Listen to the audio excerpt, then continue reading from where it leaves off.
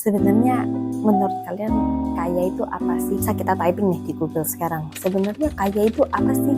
Google bakal mendefinisikan kaya itu sebagai orang yang punya banyak uang atau orang yang punya banyak harta. Tapi pertanyaanku adalah, apakah itu cukup buat disebut sebagai kaya?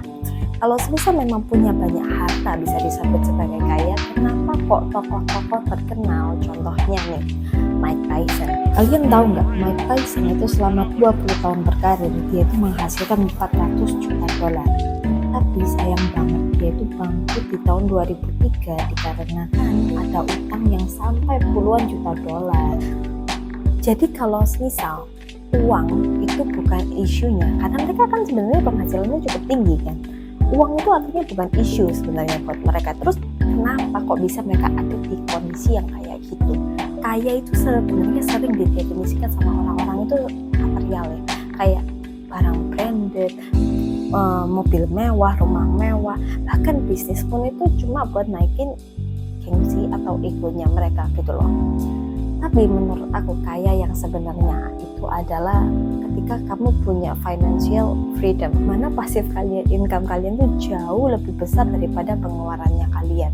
Nah, ketika kalian udah ada di kondisi ini, kalian tuh ya punya financial confidence gitu loh buat beli apapun yang kalian mau. Kalian udah ngerti pengertiannya. Terus sekarang gimana caranya buat jadi orang yang kayanya itu beneran kaya gitu loh. Secara simpel itu cuma ada 3 step. Yang pertama adalah ya generating more income. Terus yang kedua adalah financial planning, dan yang ketiga itu adalah baru investasi. Kesalahan pertama itu adalah mereka stuck di step pertama.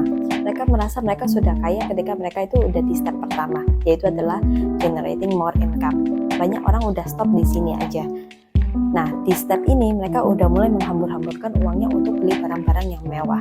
Biasanya kesalahan pertamanya kayak gitu. Terus kesalahan yang kedua adalah setelah mereka generating more income, mereka langsung skip step kedua dan langsung ke step ketiga. Jadi dari step pertama langsung ke step ketiga, yaitu dari generating more income, mereka simpan duitnya dan duitnya itu langsung diinvestasikan. Ini juga salah gitu loh, karena artinya uang yang kamu investasikan tanpa financial planning, uang itu jadi uang panas gitu loh. Uang itu harusnya yang di dalam uang itu ada uang yang harusnya bisa kamu buat alokasi dana ini, buat dana darurat dan proteksi kamu. Akhirnya uang itu kamu bet ke investasi, dan itu resikonya juga cukup tinggi gitu loh, dan kamu akhirnya juga jadinya was-was gitu kan. Step to be rich itu adalah kamu nggak boleh skip 3 step ini. Kamu harus generating more income, terus kamu juga harus mulai financial planning. Nah, hari ini aku mau nekanin di sini karena ini adalah step yang sering dianggurin sama orang-orang. Jadi financial planning itu rencanain keuangan kalian tuh pertama, kalian harus tahu dulu goalsnya kalian tuh apa sih. Your short term goals, long term goals, mid term goals, itu kalian harus tahu dulu. Nah, setelah kalian udah tahu nih goalsnya kalian jadi lihatnya lebih lebar kan, lihatnya kayak lebih jernih gitu loh. Jadi kalian bisa mulai langsung alokasi income yang kalian dapat itu buat memenuhi goals-goalsnya kalian, atau lebih one step closer buat ke goals-goalsnya kalian.